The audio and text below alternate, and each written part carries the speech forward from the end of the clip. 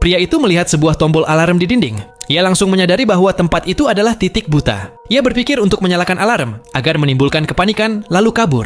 Namun, polisi sudah lebih dulu menebak trik tersebut.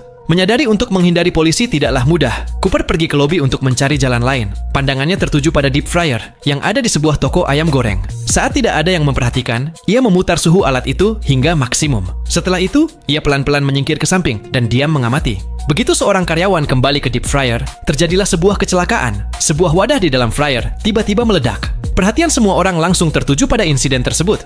Memanfaatkan kesempatan itu, Cooper mencuri celemek seorang pekerja dan berlari menuju atap. Namun, setibanya di sana, ia terkejut. Di atap pun polisi sudah berjaga. Beruntung, Cooper mengetahui kata sandi. Ia mengatakan bahwa dirinya bekerja di toko ayam goreng di bawah, dan di sana telah terjadi ledakan, sehingga ia hanya butuh sedikit udara. Polisi segera mengonfirmasi kepada rekan mereka. Setelah informasi itu terbukti benar, kewaspadaan mereka mengendur. Namun, waktu terus berjalan. Konser hanya tersisa 30 menit lagi. Jika Cooper tidak berhasil keluar, sisa hidupnya akan dihabiskan di penjara. Saat ia terus memikirkan jalan keluar, ucapan putrinya memberinya harapan baru.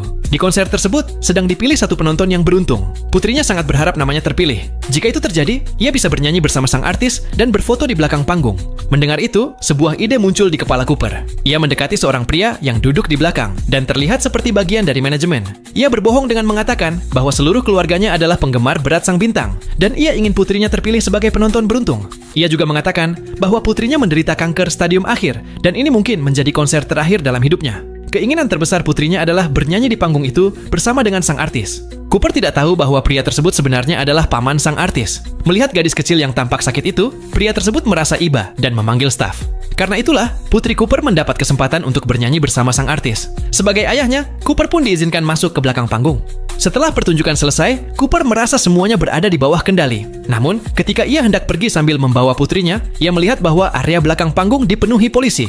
Tiba-tiba, terdengar pesan di walkie-talkie. Karena terlambat menangkap Butcher, polisi mencurigai bahwa Butcher bersembunyi di antara staf. Saat itu juga, Cooper menyadari bahwa tidak ada lagi jalan keluar. Tepat saat itu, sang artis perempuan mendekati mereka. Cooper segera menyusun rencana lain. Ia langsung menghampiri sang artis dan berbisik di telinganya bahwa ia perlu menyampaikan sesuatu yang sangat penting dan hanya akan memakan waktu 1 menit.